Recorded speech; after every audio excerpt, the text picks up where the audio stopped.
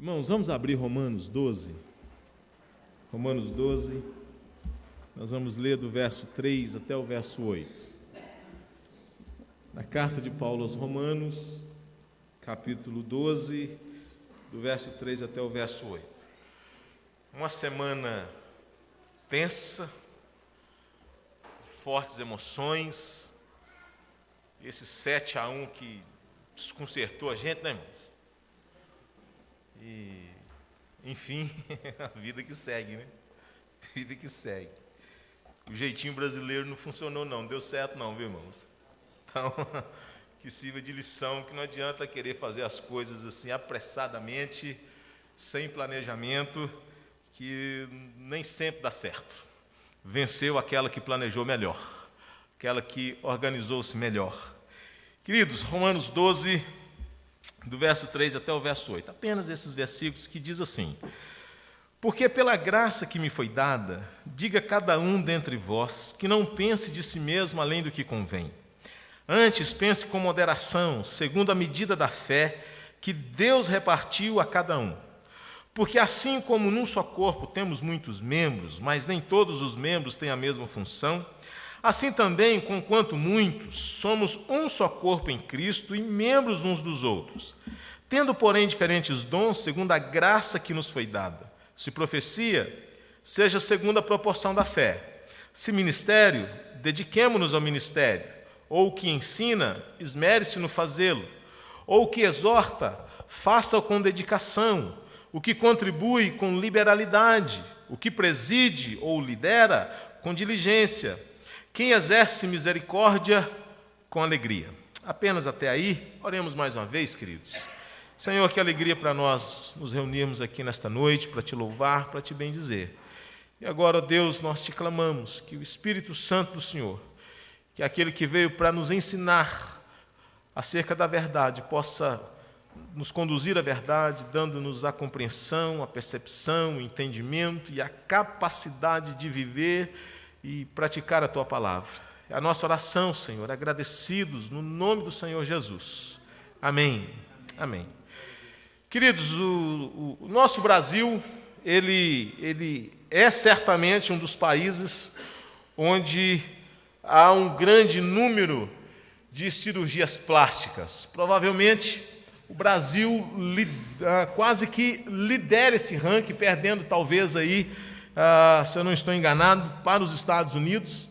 Mas o fato é que nós convivemos e nós somos assim, de uma certa maneira, influenciados pela ideia de que não está bom do jeito que nós somos e nós podemos, talvez, dar uma melhorada naquilo que Deus fez, nós podemos consertar aquilo que entendemos que não está bom em nós.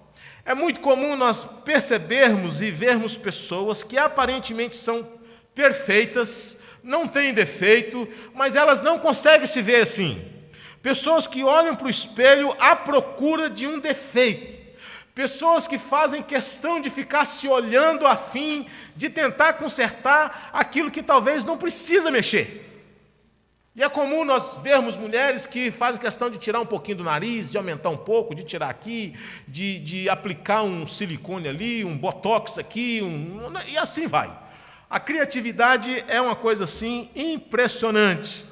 Por outro lado, queridos, nós temos também pessoas que têm um conceito assim extremamente muito elevado, eu diria quase que narcisista de si mesmos.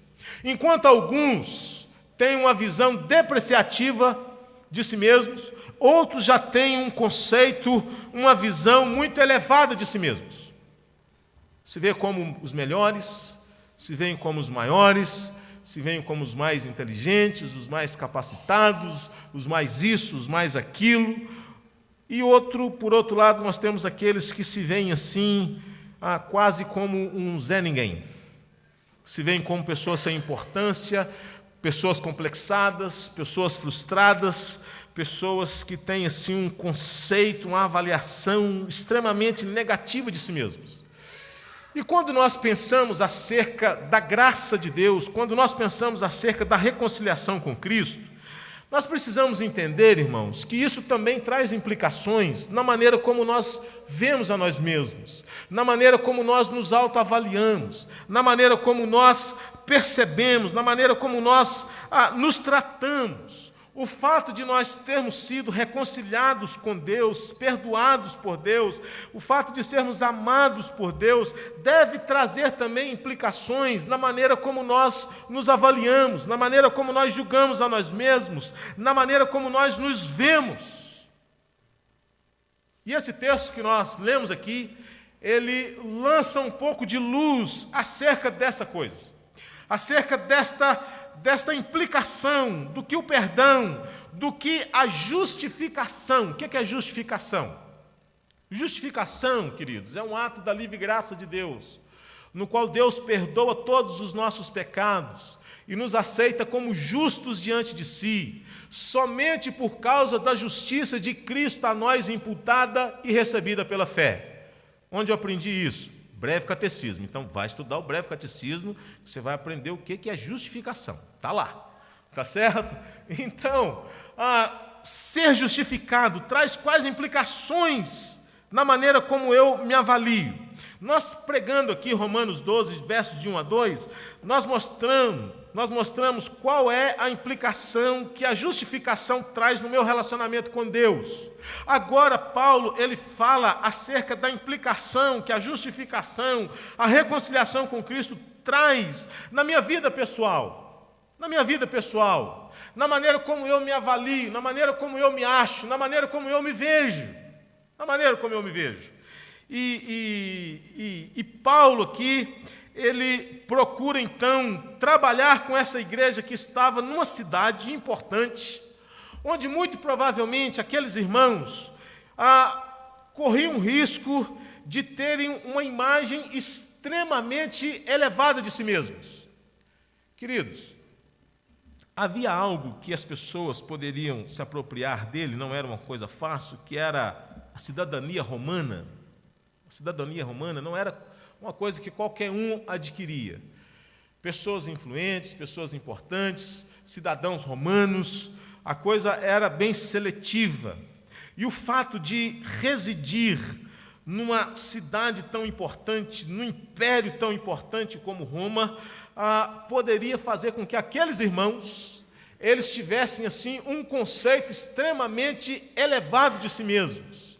Paulo, ao escrever essa carta, ele visa também combater esse sentimento desta individualidade, desse narcisismo, dessa autoapreciação de si mesmo e dessa depreciação em relação aos outros. Coisas que às vezes nós estamos acostumados a fazer ou então a receber. Recebemos, às vezes, irmãos, críticas por parte de determinadas pessoas que fazem questão de pontuar os nossos defeitos, que fazem questão de pontuar as nossas deficiências, de pessoas que se sentem maiores e melhores do que os outros, de pessoas que acham que pelo fato de possuírem determinada capacidade, determinada criatividade, determinados dons, determinados talentos, eles se veem como melhores do que os outros. Pessoas que acham porque ocupam determinadas funções, que aparecem mais, que são mais visíveis, eles começam a achar que aqueles que não são dotados da mesma capacidade, dos mesmos dons, dos mesmos talentos, não têm importância. E a gente então começa a estabelecer esses critérios. Então, determinadas funções estão acima de outros. E Paulo aqui, ele diz nada disso. Nada disso. Na igreja de Jesus não existe isso. Na igreja de Jesus ninguém é maior. Na igreja de Jesus ninguém é melhor. Se temos esse sentimento, isso é carnal, não é de Deus. A imaturidade cristã não é fruto de uma intimidade, de uma profundidade no relacionamento com Deus. E é por isso, então, irmãos, que Paulo ele procura mostrar que a graça de Deus na nossa vida, ela trabalha também nesta imagem que nós temos de nós mesmos, mas também na maneira como nós avaliamos o outro. Aliás, a palavra de Deus nos orienta que nós devemos sempre ver o outro como maior e melhor do que nós, no sentido de não nos ensoberbecermos em relação a determinados dons e talentos que Deus nos deu. não é? Então, nesse texto, queridos, Paulo procura mostrar isso, que ser reconciliado com Deus traz como implicação também buscar a reconciliação com o próximo, que ser reconciliado com Deus faz com que nós sejamos reconciliados com nós mesmos. Já pensou nisso? Que o fato de você ser amado por Deus, reconciliado com Deus, faz com que você seja reconciliado com você mesmo. Porque às vezes nós não gostamos de nós. Às vezes nós não gostamos de nós. Às vezes você não gosta do seu cabelo, você não gosta da cor da sua pele, você não gosta dos seus dentes, você não gosta da sua estatura. Tá certo? Às vezes nós não gostamos de nós. E às vezes a gente gosta demais de nós. Os extremos também. Né? Então, Paulo procura mostrar que quando eu estou em Deus, quando eu estou em Cristo, quando eu entendo a doutrina da graça de Deus, quando eu compreendo a doutrina da justificação, quando eu compreendo a doutrina do perdão, quando eu compreendo isso, isso traz como implicação uma reconciliação não apenas com Deus, mas isso traz como consequência uma reconciliação comigo mesmo. Eu não preciso mudar o espelho lá de casa para que ele me deixe assim um pouquinho mais ajeitadinho. Porque tem uns espelhos que faz milagre assim na gente, não tem? Tem uns espelhos assim. Loja, por exemplo, eu trabalhei em shopping center. Eles colocavam uns espelhos assim que davam afinada. Então a gente colocava determinada roupa assim, as mulheres se sentiam o máximo, mas era o espelho que estava dando ali uma acertada. Era o espelho que estava dando uma arrumada. Viu como veste bem essa calça? E eu tinha uma dificuldade que eu era assim meio sincero, que a mulherada perguntava: e aí, o que você achou? Eu falei assim: gostei não. Ficou bom não. Não ficou bom não, porque eu não estou preocupado em vender e depois você voltar aqui descontente. Então, falava a verdade, não é? Então, a gente não precisa desses critérios, desses recursos, porque quando nós compreendemos isso, irmãos, isso muda a nossa maneira de avaliarmos a nós mesmos. A gente passa a ter um conceito diferente, uma leitura diferente, a gente passa a nos importar cada vez menos com determinadas coisas, porque para nós o que conta é o amor de Deus. A coisa mais importante, irmãos, que muda o meu coração e o seu coração, é saber que se é amado, perdoado e justificado. O resto é conversa. Tá certo? O resto é conversa.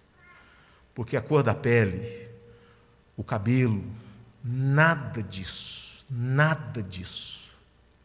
conta para Deus, nada, irmãos, isso é coisa nossa. Aliás, até esse Jesus que aparece nos filmes aí, não tem nada a ver, no meu conceito, com o Jesus da Bíblia. Isso é um Jesus europeu, isso é um Jesus assim que não tem nada a ver com um judeu, um Jesus diferente, tá certo? Então, queridos, esse texto que lemos ajuda-nos a compreender duas coisas e a pensar acerca disso. Após Paulo falar da renovação da mente e das implicações que essa renovação é capaz de trazer para a nossa vida, porque a renovação da mente, ela faz com que a gente tenha o discernimento e a capacidade de aprovar a vontade de Deus. Paulo, então, ele passa a falar acerca da capacidade que nós devemos ter de avaliar a nós mesmos.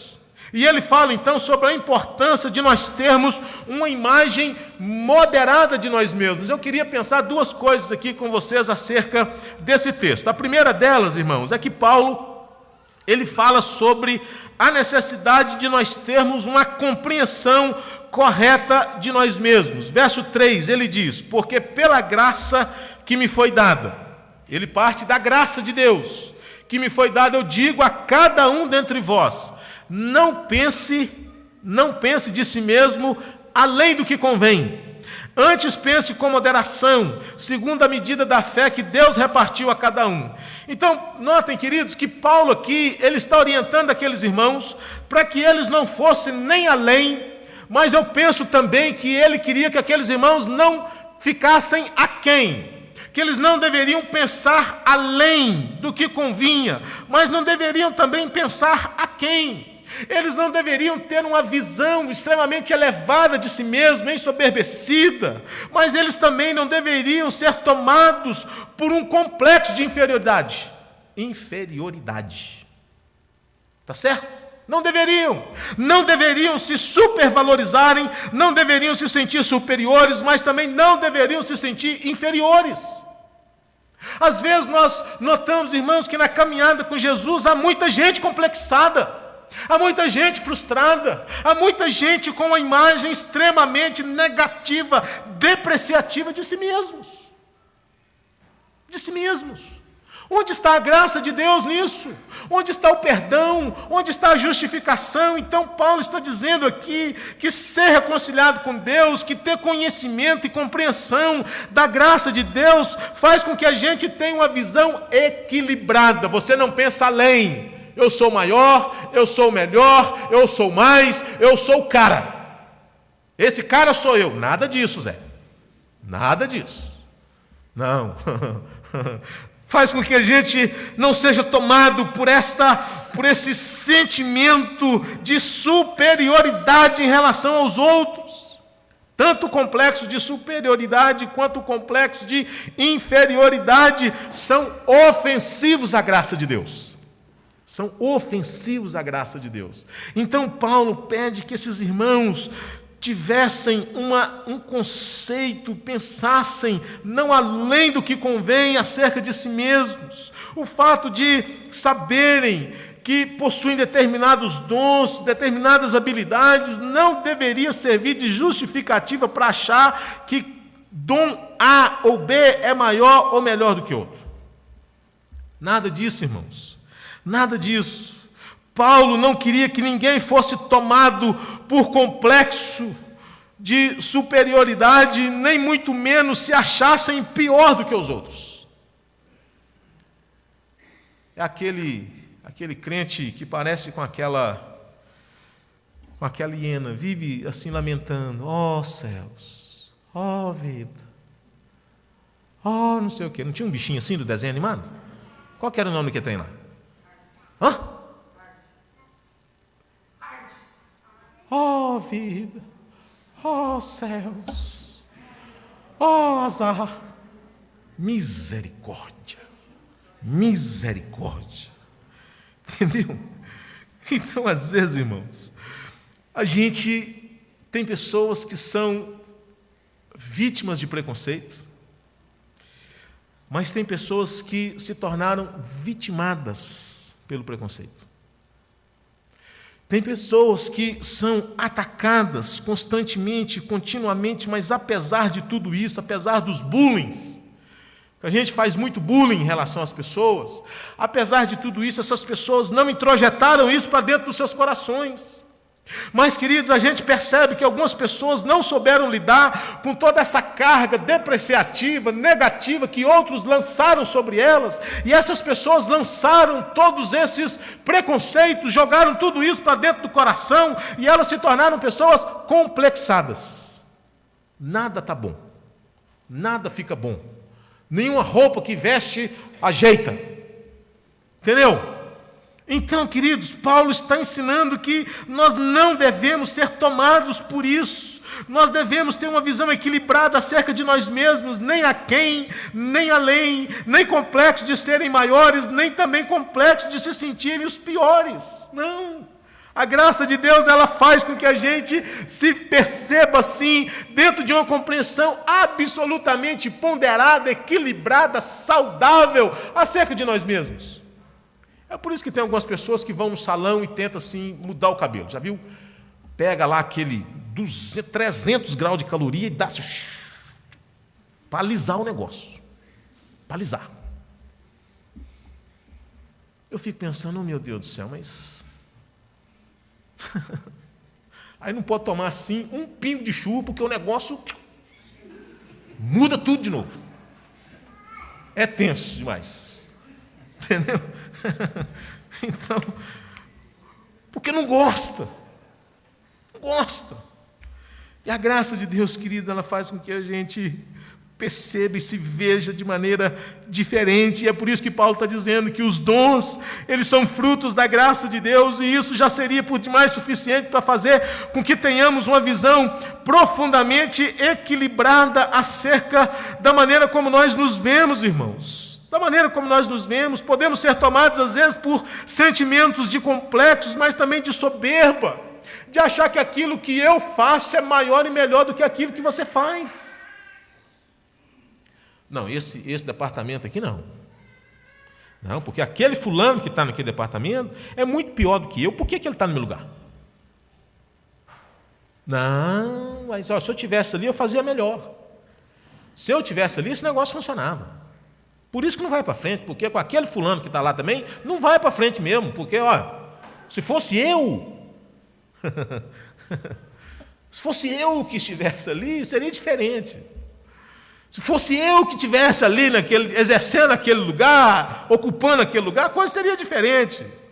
E a gente, às vezes, irmãos, nós ficamos brigando por coisas assim tão banais, tão pequenas, tão medíocres, quando, na verdade, há coisas tão maiores, tão superiores e tão melhores para a gente se preocupar. Para a gente se preocupar. Por isso que Jesus não ficava perdendo tempo assim com essas coisinhas de menos importância. Para ele o que conta são almas, são vidas, é ver pessoas sendo restauradas, pessoas sendo curadas, pessoas sendo restauradas e tendo a possibilidade de reconstruírem as suas vidas novamente.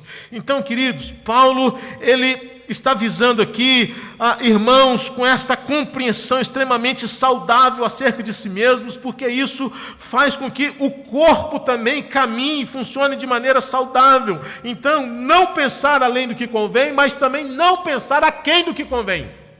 Você não pode se ver maior, mas você não pode se ver como pior. Em nome de Jesus, meu irmão, não! A graça de Deus faz com que a gente se veja como pessoas maravilhosas. Você é único. Não existe outro no mundo igual a você. Não existe.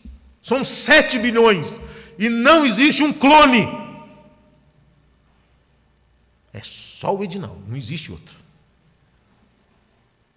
Senão, esse mundo seria, se tivesse milhares igual eu, esse mundo seria muito melhor, irmãos.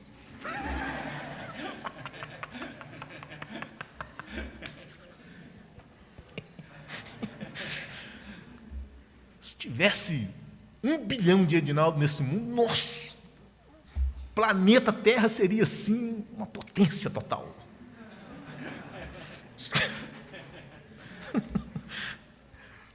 Humildade, né, irmão? Então, uma compreensão correta de si mesmos, mas também, irmãos, uma compreensão correta dos dons que Deus nos deu. Olha que coisa linda que Paulo passa a descrever a partir do verso 4. Ele diz, olha, porque, veja, por que você não tem que se ver pior nem melhor? Porque assim como num só corpo temos muitos membros, mas nem todos os membros têm a mesma função, assim também nós, conquanto muitos, somos um só corpo em Cristo e membros uns dos outros. Esse hino que nós cantamos aqui é precioso demais. Eu preciso de ti, querido irmão, precioso és para mim, querido irmão, mas é isso mesmo, irmãos.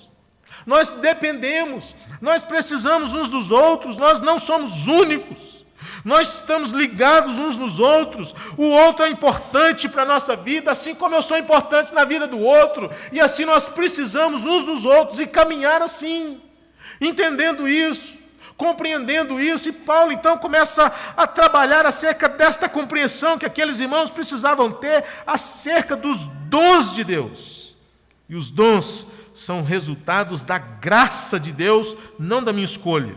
É Deus quem deu, e se eu entendo que Deus é quem repartiu esse negócio, então eu estou feliz, porque é graça de Deus, não é mérito humano. Então Paulo está dizendo, nós somos muitos, mas somos um só corpo, somos uma família. Então ter uma compreensão correta acerca dos dons de Deus faz com que a gente não fique desmotivado no que diz respeito ao trabalho do Senhor. Porque às vezes, irmãos, nós não nos engajamos, nós não nos envolvemos. Por quê? Por que às vezes nós optamos por ficar contemplando? Quantas pessoas com dons maravilhosos, mas às vezes, queridos, estão com esses talentos escondidos, Então a Bíblia nos diz, em 1 Coríntios 12, 7, que a manifestação do Espírito é concedida a cada um, visando a um fim proveitoso. Então, os dons e talentos que Deus nos deu, não é para que nós nos sintamos e nos julguemos melhores do que os outros. Eu sempre gostei de falar. Desde quando eu me converti, eu já comecei a perceber que o meu negócio era falar. Eu não sabia nada de doutrina, eu já caí dentro de uma classe de escola dominical. Irmãos, hoje eu fico pensando acerca das coisas que eu falei, ninguém me repreendeu naquela igreja. Eu fico pensando, meu Deus do céu, o povo ouviu tanta heresia, ninguém falou nada. Ninguém falou nada. Entendeu? Então eu já sabia que meu negócio era falar, mas sempre me dispus a fazer o que fosse necessário fazer. Sempre fui professor de escola dominical, fui superintendente, presidente de federação de jovens, e essas coisas todas. Mas se fosse para lavar o banheiro, vamos lavar o banheiro da igreja também, irmão. Se é para capinar, se é para carpir, vamos carpir a igreja. Se é para pintar, vamos pintar. Não tem desse negócio. O negócio é servir, o negócio é ser útil, o negócio é trabalhar no reino de Deus. Mas eu sempre procurei fazer aquilo que eu julgava ser a minha vocação. Dinaldo, vamos para a equipe de louvor. Gente, esse negócio de cantar não é comigo. Não é comigo, irmãos. Deixa para outros esse negócio. Meu negócio é outro. Então, irmãos, entender isso, entender qual é a nossa vocação, entender quais são os nossos dons e talentos, ajuda-nos a resolver muitos dos nossos problemas. E aqui Paulo ele enumera, pelo menos, na vária lista de dons que ele fala aqui, nós podemos desmembrá-los em dois. Paulo fala sobre os dons da fala e ele fala sobre os dons do serviço. Os dons da fala são profecia, ensino e encorajamento. E os dons do serviço está relacionado ao servir, contribuir, liderar, mostrar misericórdia.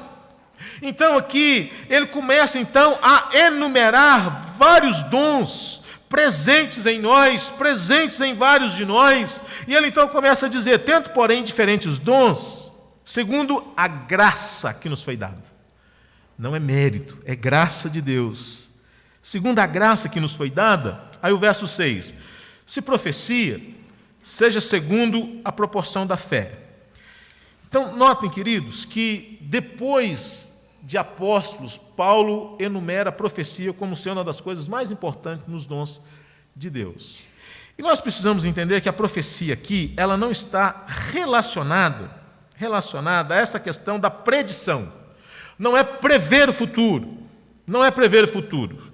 E aí, tanto lá, queridos, como cá, o profeta de Deus é aquele que deveria entregar o recado de Deus, mas esse recado de Deus estava carregado com objetivos de edificar, exortar, consolar e instruir o povo. O profeta de Deus entregava o recado de Deus, visando trazer instrução, visando trazer edificação, visando trazer exortação, visando trazer consolação. E aqui Paulo diz que o uso desse dom deve ser segundo a proporção da fé. E aqui está um detalhe interessante. E o detalhe é que a fé que Paulo está se referindo aqui não é a fé subjetiva, não. Não é a fé do crer em Deus, não. A fé a que Paulo está se referindo aqui diz respeito a uma fé objetiva. Com isso se refere a quê? A palavra de Deus. É mais ou menos o seguinte: aquilo que eu prego, aquilo que eu falo, aquilo que eu ensino, não deve ser analisado apenas à luz desse texto, mas deve ser analisado à luz do todo. A boa interpretação bíblica diz o seguinte, que não existe contradição na Bíblia. Então, tudo que eu prego, tudo que eu ensino, tudo que eu falo acerca de Deus, baseado numa determinada passagem da palavra de Deus, ela deve também estar fundamentada à luz de outros textos da palavra de Deus. O que eu ensino, o que eu prego hoje aqui, não pode contradizer outros princípios da palavra de Deus. Outros lugares que talvez poderiam ajudar a fortalecer o nosso entendimento, a nossa compreensão acerca daquela determinada passagem. Então Paulo diz que um profeta de Deus, ele não pode falar algo que não esteja fundamentado na palavra de Deus. Por isso que a nossa única regra de fé e prática é as Escrituras. E as Escrituras, diz Paulo em Efésios 6, é a espada do Espírito. O Espírito atua e trabalha através da palavra de Deus. Por isso que Paulo aqui ele diz que a profecia deve ser segundo a proporção da fé. E a fé aqui é a fé no que diz respeito ao corpo de doutrinas, aos ensinamentos de forma geral da palavra de Deus. E aí ele continua: se ministério, dediquemo-nos ao ministério. Ou que ensina, esmere-se no fazê-lo. Note, irmãos, que ele exige, dentro de cada ensinamento, de cada dom, ele exige dedicação daquele que possui esse dom. Então, se eu sei, queridos, que o meu dom é pregar a palavra de Deus, eu não posso picar o fumo. Está certo? Eu tenho que cavucar o negócio. E às vezes, irmãos, eu não dou conta. Como eu sei que eu tenho limitação nesse negócio, eu não consigo abrir a Bíblia e o Espírito Santo já me dá uma revelação ali na hora do que eu tenho que pregar. Eu não tenho ainda esse negócio. Eu preciso crescer mais na intimidade com o Espírito Santo. Talvez um dia eu chegue lá. Mas eu vou uma semana carregando o livro para cima e para baixo, pensando naquele texto. Meu Deus, mas será que esse negócio está certo mesmo? Será que é isso mesmo? Meu Deus do céu, mas será que esse negócio não está errado? E aí, quando eu estou na dúvida, eu tento. É uma angústia de alma pregar. É uma angústia. Vocês acham que é tranquilo chegar aqui na frente, falar bonitinho? Vocês acham que é tranquilo? Vem aqui para você ver. Vem aqui para você ver. Nós tínhamos um professor de grego no seminário. Professor de grego. O homem que sabia grego, que era um negócio absurdo aquele homem. Convidava ele para pregar. Ele dava desarranjo intestinal. Ele travava a coluna, irmãos. Travava como não conseguia andar. Falar em público, você acha que é brincadeira? Tem dia que o negócio é tenso demais. Então, mas se eu sei que é esse o dom que eu tenho a obrigação e a responsabilidade de me dedicar, de me esmerar o máximo possível acerca desse dom que Deus me deu. Para poder pregar cada vez melhor, para poder ser cada vez mais útil ao reino de Deus. Então Paulo fala disso, olha, se é ministério, dediquemos-nos ao ministério. Talvez por isso Jeremias diz assim: maldito é aquele que faz a obra do Senhor, o quê? Relaxadamente. Irmãos, Deus não gosta de nada meia boca, não gosta. Esse negócio não é para Deus qualquer coisa uma ova, qualquer coisa, vírgula. Deus não aceita qualquer coisa. Deus deu qualquer coisa para morrer por nós na cruz do Calvário? Vamos ser sinceros. Ele poderia ter escolhido assim um animal maravilhoso, não é? Um novilho cevado. Fala assim, mata esse aí, tá bom. Estou satisfeito com um sacrifício desse. Ele poderia fazê-lo. Mas ele mandou o seu precioso filho para morrer na cruz. Não foi qualquer pessoa, não. Ele mandou o seu único filho. Deus, irmãos, sempre teve excelência nas coisas que fez. Você lê o relato da criação e é Deus olhando e dizendo, que coisa boa. E ele vai fazendo, e ele diz, eis que tudo era muito bom. E ele vai criando, e ele diz, eis que tudo é bom. E ele vai criando, eis que tudo é bom. Depois ele chega e diz, eis que tudo é muito bom. Deus nunca fez, você não foi feito assim, tá certo? Não vou entrar aqui em detalhes não, né? Vamos deixar esse negócio aqui. Eu ia falar um negócio aqui, mas eu dei uma brecada. Então, você é obra-prima de Deus. Você é obra-prima de Deus. Paulo, quando escreve aos Efésios, ele diz assim, porque somos feitura, criados, como é que está lá em Efésios 2? Porque somos feitura dele, criados em Cristo Jesus para as boas obras. E a palavra, queridos, feitura ali, eu gostei do que um cara disse uma vez, porque feitura, se você tira o T, fica feiura. Eu vi isso do reverendo Dídimo. Gostei. Você tira o T, feiura. Então, o pecado nos enfeiou. O pecado arranhou a imagem de Deus. Mas se você coloca o T, e o T pode ser a cruz, aí você é feitura de Deus.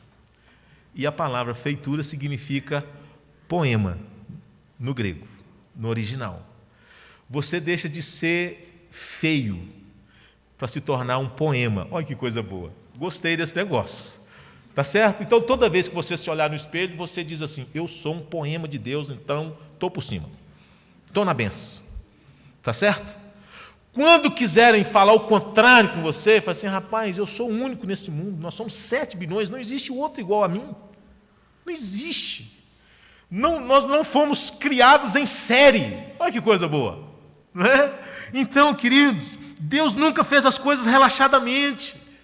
Por isso que os dons que Deus nos deu precisam ser usados da melhor maneira possível. Tudo que nós fazemos na igreja deve ter como objetivo excelência, irmãos. Excelência. O som tem que ser com excelência. O nosso culto tem que ser excelente. A nossa pregação tem que ser excelente. Os nossos departamentos têm que ter excelência.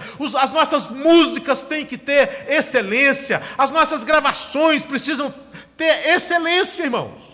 Excelência em tudo que nós fizermos. Não é de qualquer jeito, não é de qualquer maneira, não, porque nós não estamos fazendo para qualquer um, nós estamos fazendo para Deus. Por isso que a Bíblia diz: se é ministério, dedique-se ao ministério. Se é ensinar, esmere-se no fazê-lo.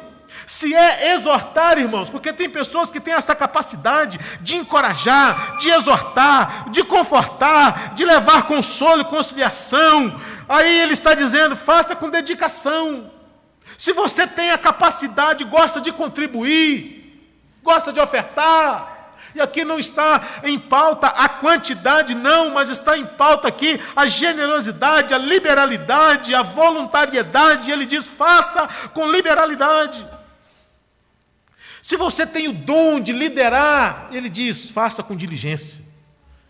Se você tem o dom da misericórdia, gosta de ajudar os outros, é preocupado com os outros, coloca o coração na miséria dos outros, porque misericórdia é isso, é colocar o coração na miséria dos outros. Se é esse o dom que Deus te deu, como cuidar dos enfermos, dos pobres, dos idosos, servir aos necessitados, veja, faça isso com alegria, não murmurando. Então, irmãos, tudo isso, essa lista que Paulo diz aqui, ela fala sobre unidade, ela fala sobre diversidade, ela fala sobre a mutualidade e ela fala sobre a utilidade de todos os dons que Deus nos deu. E os dons que Deus me deu devem ser usados da melhor maneira possível. Da melhor maneira possível, irmãos. Tudo que nós fazemos para Deus, nós precisamos ter como objetivo a glória dele, mas a excelência naquilo que nós fazemos. Eu termino, queridos, apenas deixando como aplicação um pedido de Paulo a Timóteo. E Paulo pediu o seguinte: eu te peço, Timóteo, que você reavives o dom de Deus que há em ti. Qual é a sua praia? Qual é a coisa que você faz assim que seu coração palpita? O quê? E a outra pergunta é: você está usando isso no seu grau máximo para Deus? Você está usando? E eu não poderia também, né, irmãos, deixar de pensar aqui acerca das dificuldades que nós temos em nos aceitar. Tem pessoas que têm raiva do nome. Parece que agora pode-se mudar o nome, né? Parece que pode mudar o nome. Porque tem uns pais que também eu vou dizer um negócio, viu? Tem uns pais que eu vou dizer um negócio, viu? Não pensa nas consequências de determinados nomes. Não pensam. Colocam uns nomes assim que até o escrivão não dá conta do negócio. Tem dificuldade para poder registrar o nome. Mas, queridos, quantas vezes a gente se vê assim, como os piores, Parece que Deus não nos ama, parece que Deus ama os outros, porque na nossa vida nada dá certo, na minha vida nada funciona. Deve ser porque Deus me odeia demais, porque ninguém me vê. Ninguém me vê. Ninguém me percebe. Complexos que a gente vai julgando para dentro do nosso coração. Queridos, a gente pode até achar que isso é estranho, mas tem muitas esposas complexadas. Sabe por quê? Porque os seus maridos não as procuram. E pelo fato dos maridos não as procurarem, elas se sentem as piores mulheres do mundo. E elas começam então a olhar no espelho e elas começam então a se verem assim de uma maneira totalmente deformadas. Querendo com isso justificar o fato de não serem tão atraentes como elas imaginavam. Porque essas coisas do coração, irmãos, elas têm a capacidade de nos adoecer. E eu queria aqui hoje, no nome de Jesus, de que a cruz do Senhor Jesus, ela pudesse assim restaurar a nossa... Porque é isso que a cruz faz, ela restaura a nossa imagem de novo, irmãos. Se o pecado, ele arranhou a imagem, porque nós somos criados segundo a imagem e semelhança de Deus, o pecado trouxe como consequência não a perda da imagem, mas o pecado, ele arranhou essa imagem. É como um espelho quebrado, as cicatrizes estão lá, as marcas estão lá, então o pecado fez com que a nossa imagem fosse arranhada, mas deixa eu te dizer uma coisa, a cruz de Jesus, ela restaura de novo. Ela restaura essa imagem de novo, por isso que nós vamos sendo restaurados de glória em glória, louvado seja Deus. Então, queridos, não vamos nos deixar levar pelo complexo de se sentir piores, mas também de se sentir melhores, em nome de Jesus. Deus abençoe o seu coração, Deus abençoe o meu coração, para que aquilo que Jesus fez na cruz esteja de maneira tão forte na minha vida, na sua vida, de maneira que todos esses complexos, de maneira que toda essa leitura pessimista, negativista que você tem de si mesmo, seja vencida pelo poder da cruz, mas também todo sentimento de soberba, de se achar melhor, de se achar maior, possa também cair por terra e que nós possamos aprender com Jesus, porque em Cristo nós somos um. Somos um. Louvado seja Deus.